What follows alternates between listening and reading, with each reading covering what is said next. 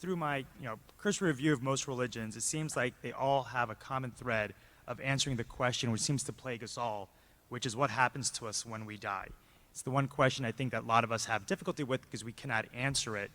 And so it seems like this common thread is it gives us hope for the afterlife, something better than what we have right now. And I feel like a lot of religions, that what they do is they put forth codes or rules of conduct to help us live a good life so that we can achieve this afterlife. And so given this commonality, what makes you believe that Christianity is the correct or right religion?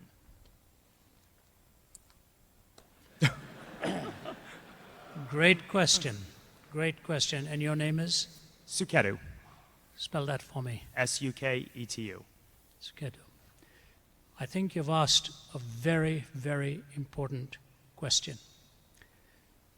First of all, let me qualify it a little bit, and I'm sure you already know that not all religions talk about an afterlife. Mainly the monotheistic ones do. The pantheistic ones are reincarnation. Even the reincarnation between Buddhism and Hinduism is a little different. In Hinduism, it's the transference of identity one into another in a different form. But in Buddhism, it's not even sure whether it's the identity that's transmigrated or just another form of essence that has emerged. A worldview is built not on one line of argument. A worldview is built on a connected series of arguments. And if a worldview were just built on one line of argument, I think this is the mistake naturalism often makes. It'll take sort of one argument that it has in its favor and forget all the myriad other questions that emerge. When I look at the person and the work of Jesus Christ, this is the most important question I had to ask.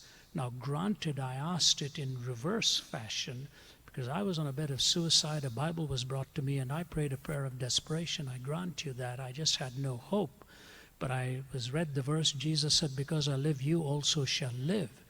I just said, this is talking about a life that I don't have. And maybe this is the life I need. And so I prayed that prayer. But then I made a prayer commitment right on that bed. I was 17, and I said, Jesus, if you're who you claim to be, I will leave no stone unturned in my pursuit of truth. Because my goal was truth. Pragmatically, it made sense for me to hang on to a life jacket that was thrown my way. But then I began my years and years and years of study.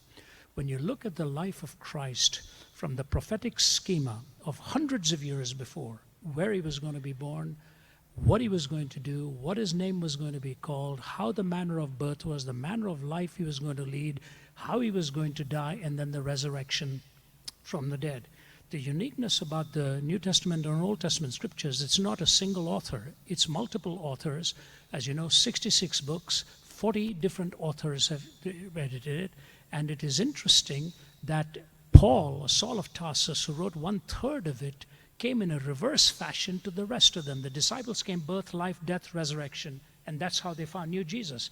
Not so with Saul, who became Paul. He said, when he encountered the risen Christ, he said that I may know him, the power of the resurrection and the fellowship of his suffering, being made conformable unto his death. He started with the resurrection, but he said he needed to understand the cross because he came in reverse chronological order, but he encountered the risen Christ.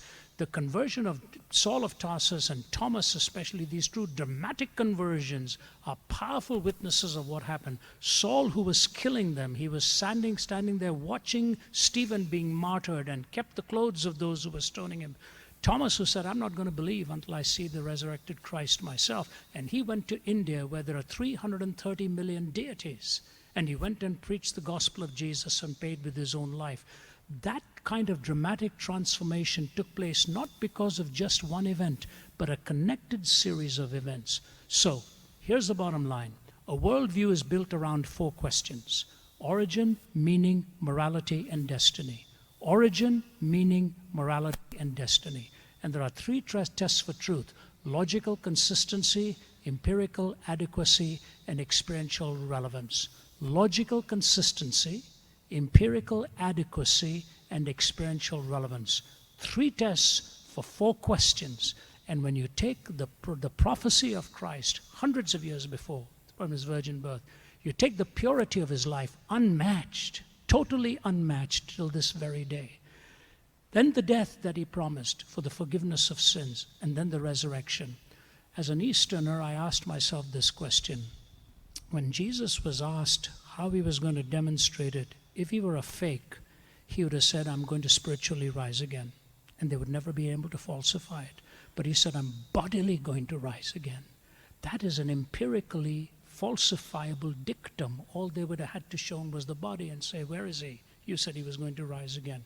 So it's in the whole schema of the prophetic corpus, the hundreds of years, the multiple authors pointing towards the same person, from his virgin birth to the purity of his life, to the death on the cross for forgiveness when he said, Father, forgive them because they don't know what they are doing.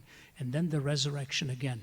My 4 questions are answered correspondingly with truth on specific questions and coherently when all of the questions are put together and answers are given.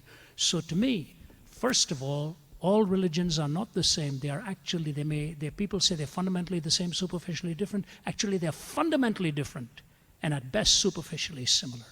And the fundamental difference that you see in Jesus Christ is in his uniqueness and exclusivity of his claim and the embrace that he gives to all humanity, the perfection of his life, the purity of his life, the death and the resurrection.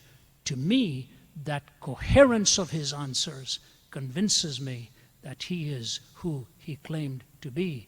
And truth, by definition, is exclusive. All truth claims to be exclusive. Buddhism claims to be exclusive. Hinduism claims to be exclusive. They all have exclusivity built into that. But in the person of Christ, you see the demonstration in his birth, life, death, and resurrection. So I say, to me, I am convinced that because it coheres and because I have personally verified it in my own life, and you can do that too, and find that experience, and that he is who he claimed to be. Thank you. Thank you. Wesley said, God buries his workmen, but his work goes on. Wesley came, he left. Sunday came, he left. Moody came, he left. He had all these great speakers. Billy served his time. We can never live in the past, but we must stand on their shoulders. We must stand on their shoulders to look forward, because they are followers, like people like Apostle Paul and Augustine and all of those. They stood on their shoulders. We cannot lose heart, nor can we place the ultimate confidence in just a human being. Our confidence is in the person of Jesus Christ, the Word becoming flesh and dwelling among us. That's who we preach. Paul says we don't preach ourselves. Billy never preached himself. So a great voice has been lost, but the message goes on, and that's what we will continue proclaiming. We are living in a confluence of great uncertainty with great hunger. I've never seen such uncertainty in our world, but neither have I seen such hunger. The universities we go to are packed with thousands of students coming to hear. We must honor God with the truth and do it in a way. Spurgeon had a sermon called Gathering at the Center. We come through different paths, but we gather at the center. And so our path will be different, but the center is the same. Thank you so much. God bless you. God bless you. God be with you. Thank you so much.